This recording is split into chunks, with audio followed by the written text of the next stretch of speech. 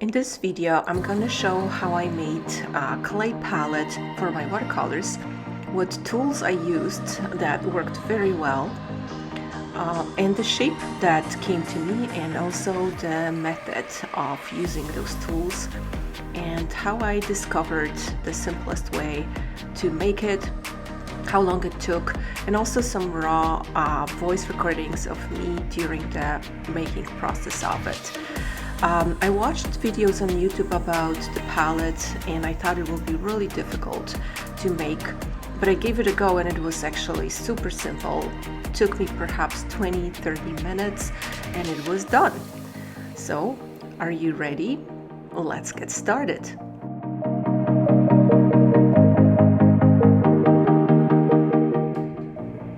First, I used up some reclaimed clay, and that was a really good use of the reclaimed clay. And now let's move on to the live recording during the making process. Here's my recent discovery, this stir stick. As you notice in past videos, I use stir sticks as guides so that the slabs don't get too thin or too thick. But this one is super long, and it's from the Beauty Tone, which here in Canada they sell at Home Hardware. They sell this line of paint called Beauty Tone. And as I was picking up actually paint, not for this project, for the studio, but for something else, I noticed they have those long sticks. And I was asking the lady if I can get one, and she's like, well, your can is much smaller, but I said I would like it for pottery. And they said, yeah, sure, you can take it. So I have those two sticks, and they are a little bit thicker than the regular, because they're all a little bit different thickness, but I would say twice as thick as regular. The Lowe's stir stick is very thin. The Home Depot one is a little thicker, so I don't know if you can see it in the video. This is the Lowe's and this is the Home Depot. Yeah, the Lowe's is much thinner than the Home Depot, and this guy is probably like a little bit less than the thickness of those two. Maybe it's about the same, but because they're split, they seem thicker together. So I'm gonna use those as my guides to roll the clay. I'm not really sure yet how I want my palette to look like. I just know I really enjoyed when I made those little palettes for my watercolors. The way that the watercolor interacts with clay is very nice. It's different than the plastic. I don't like the plastic palette because it eventually, the color bleeds into it and you can't fully wash it to the white color. So I think I'm gonna make it quite thin. I don't use a lot of paint, a lot of pigment, and I want to have smaller openings for my, just gonna go this way. You know what, I think I will make a huge palette like this. Something like this. Because I wanna have a place where I have all my colors. And I have more colors now than I have room in my plastic palettes, so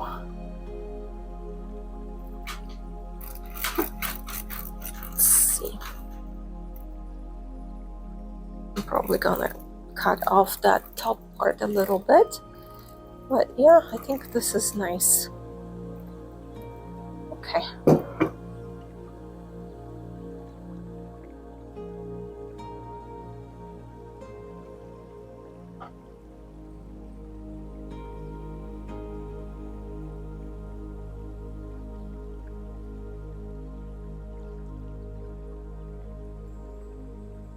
I think that would be interesting actually, to have that kind of like a little island.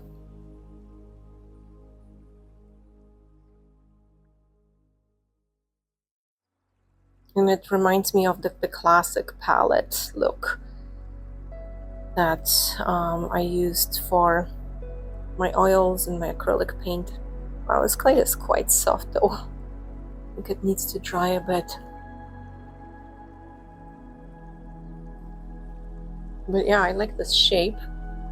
Let me just even it out so it's at 90 degrees.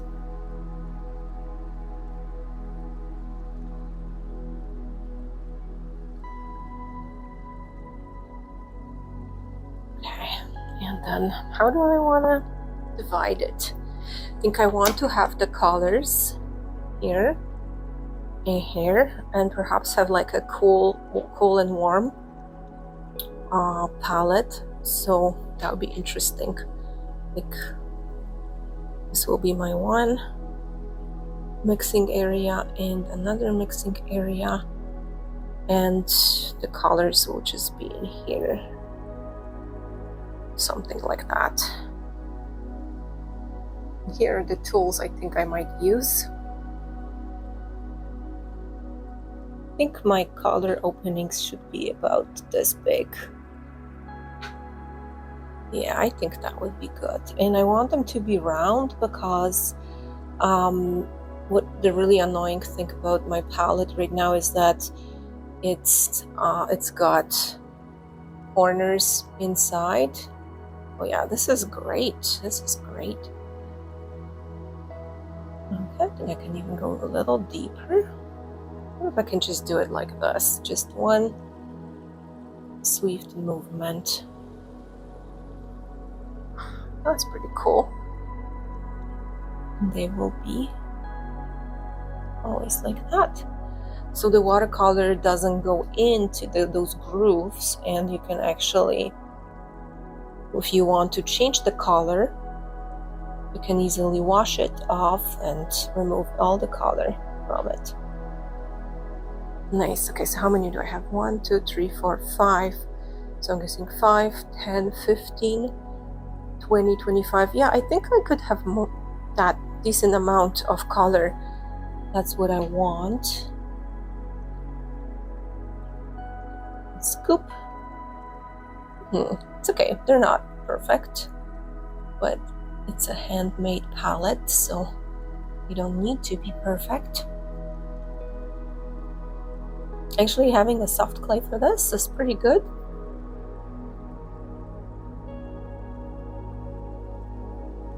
Very nice. All right, I think I'm gonna go on a fast mode now.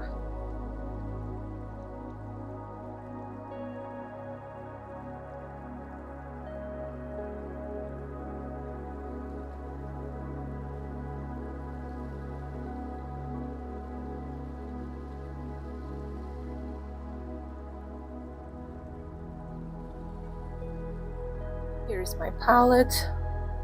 I've decided to, first I thought I'm gonna have like smaller areas for some smaller hues, but then I remembered I actually like to have lots of surface to water down the color, and that's why I've decided to have 3 areas, one really large one and 2 smaller ones. So I think that would be pretty cool, and I feel like I already have enough openings for my colors, so I didn't do the middle ones, which I originally thought I will. This is the first rough cut, and now I'm gonna see if I can use this little roller to even out the surface a little bit. It's actually not bad. Pretty good stuff. So you can go in there and even it out. And here too.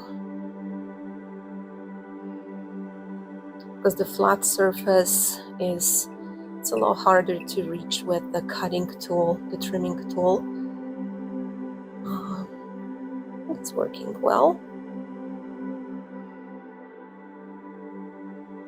And of course, the best tool that we have, our hand. Honestly, so much pottery has been done with our hands that even before we invented all those fancy tools, and that tool is the best. It has so much dexterity that nothing can replace it.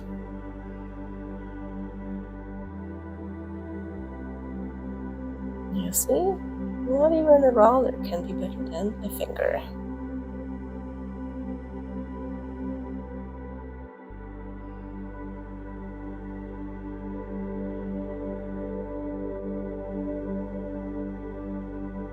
Plus, I also really enjoy when I had my mini palette, which I'll show you, to have my finger marks. I always like having my finger marks in my work. That reminds me of who made this. It's a mark of a human hand, human energy, much different feeling than the machine. Doesn't compare. I'm gonna figure out what to do with those rough edges from the cuts. Let's see how the sponge works for this. Actually pretty good. Given that this will be a watercolor palette, using water to smooth the clay is only fitting.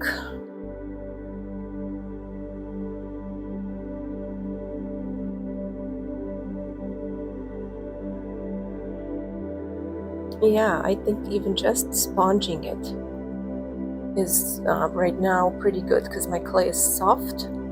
So all those pieces that were kind of sticking out from the cut, they get squished, and then I can smooth them out really nicely. Yeah, let's do a hyperlapse of that.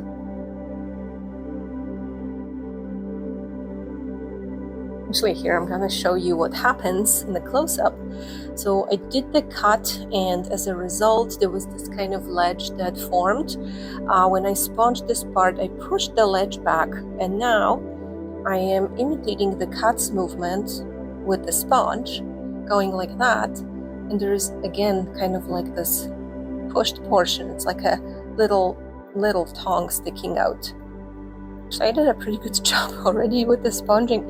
So you can't see that tongue, but let's see. Oh, here you can see the clay makes this, oh yeah, here you can see the clay makes this tongue, and you can just go back with the sponge again and wash it off, pick it up with the sponge and do that again. So duplicating that movement, replicating that movement that I did with the sharp tool, now I am going over with the soft tool, sponge and water, and it will be very consistent in its structure because it's the same movement. And what is more amazing about this is that this will also be the movement of my brush. So it's gonna be a very integrated experience in that the way that it has been designed and made. Oh, see, now you can see the tongues. Let's closer here. The way this whole palette is designed and made is consistent with the way it's going to be used. So it gives this object a sense of integrity in and out, which I think will feel amazing when painting. I can't wait to try this, but I can feel myself going in there with the brush and doing that, the same movement like this, and picking it up like that. What a beautiful process. I'm so happy that I've decided to try this. I've been wanting to make my palette for a while now, and I haven't. And as you know from my previous video, I haven't really done pottery a lot lately. Been mostly painting in 2024, and I didn't really know what to make for my first project to go back, and this is so cool. It's also fun to discover, yeah, like those little tongues there. They're pretty cool. I mean, I could even keep them, but I think I will flatten them just because they would be too sharp, and perhaps the color will get in there and it will be difficult to remove later. So yeah, repeating movements that will actually be applied to this.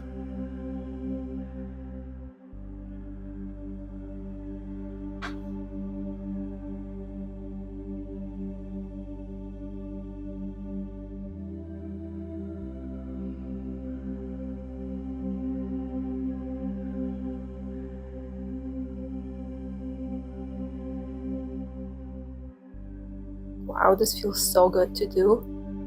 Just to smooth it out like that. It's very satisfying.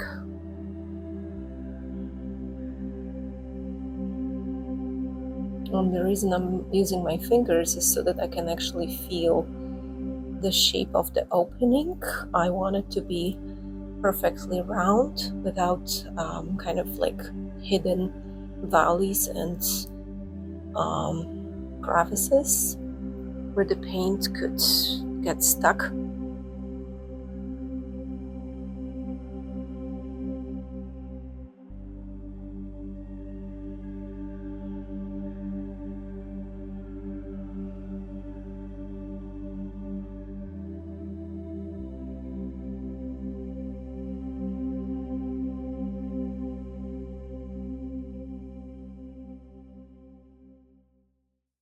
Okay, let's do this with the mixing areas as well.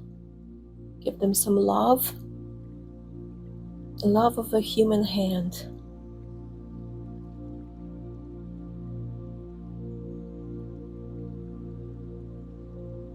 Wow. Okay, I wanna do a close-up of this. Just take a little bit of water on your fingers, dip your fingers in water, and then allow yourself to massage this clay. When you can feel the bumps, smooth them out.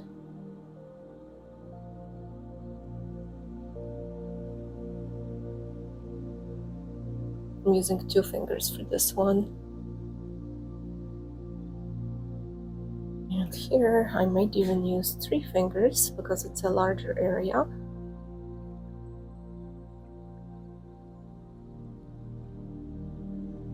Yeah, this actually works very well to smooth out the clay. The touch of a loving hand, what it can do, can transform everything. It is said that humans need touch to feel safe. I feel like, in a way, when we touch the clay, it also is really healing for us to be able to experience that. And I see often when people come for pottery classes, they just want to touch the clay, and as soon as they touch the clay, they stop talking. It's like their logical mind turns off and they can just be with the clay. Time stops. It's pretty amazing to be able to experience this. Honestly, I love this so much. I think it will be wonderful if it turns out. It will be a completely different experience to paint with that. That's for sure. So just cleaning up on the outside a little bit, and I'm gonna leave this here to dry before I touch that and move that.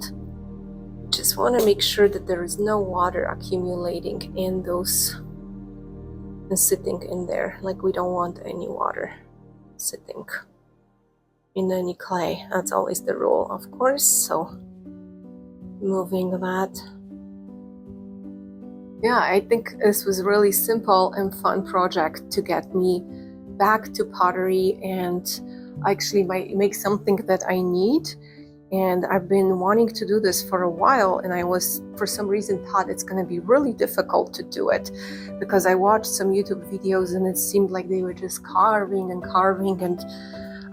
it seemed really complicated. But honestly, all you need is this loop tool and this loop tool. I didn't use anything else, and the knife and a sponge. So those are the 3 tools. Those are actually the only 3 tools that I used here. And I used this roller, but you don't need that really. The hand is doing a great job. It was a really simple project and actually very, very quick. I don't think it took me more than 20 minutes, maybe half an hour. And of course, you know, there's firing and glazing and all that stuff that has to happen later. I wanted to share the technique and just show you that actually making this watercolor palette is quite simple if you ever wanted to try making it.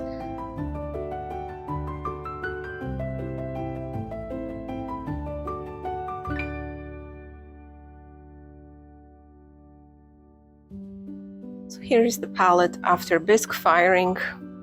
It looks really nice and flat, and I don't see any issues with it, any cracks or anything so far. So I'm gonna just go ahead and glaze it. And for the glaze, I've decided to go with the transparent Cone 6 PSH paint on glaze, because I could glaze it white, but I feel like actually the paper, the watercolor paper, isn't truly white, and with the transparent glaze it will be like slightly off-white, which will actually give me the color of the paper. So when I mix my paints here, it will be more true representation of how they will look like on the paper. So that's my reason. Actually, on the second thought, after finding this mark, I decided to glaze it white, and the reason is because it is a reclaimed clay, and you can see in the clay there is some mixing of different color. So I don't know if this will be truly white or if it will have some speckled in it, and I don't want to risk it. So actually I'm gonna go with the white. So here's my satin white glaze. I have mixed it.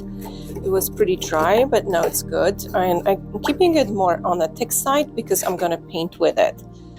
So I'm just gonna start by first doing the edge of the palette, and then, because I don't feel like waxing the bottom, so it will be too much work. So it's just gonna be a simple paint on.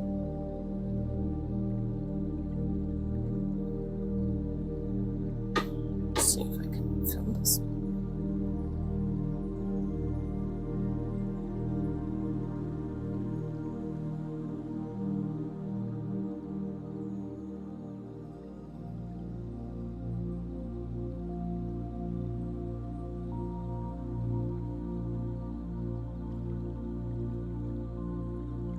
So I painted the palette. I had to actually dilute the glaze a little bit, and now I'm just inspecting one more time, and I do see some spots that the glaze didn't go through. So we're gonna go in and just fix that with a little dab of a glaze. So you gotta make sure that you look at the object from all angles. Sometimes you look from one side and it looks different than from the other side. But that's about it. I think that's now covered everywhere and ready to be fired.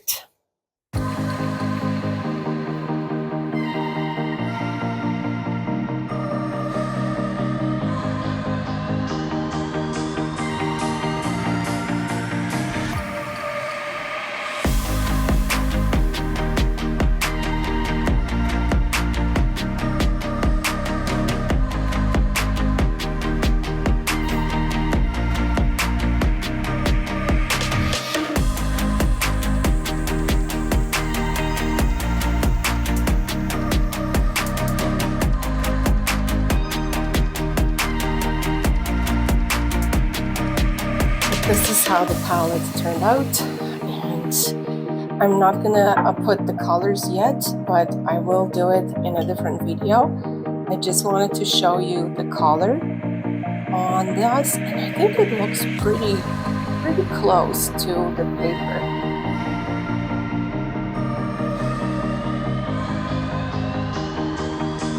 The paper is wider, so I think it will be actually really cool to see the color on the paper. Overall, I'm really curious to see how it will be to work with it.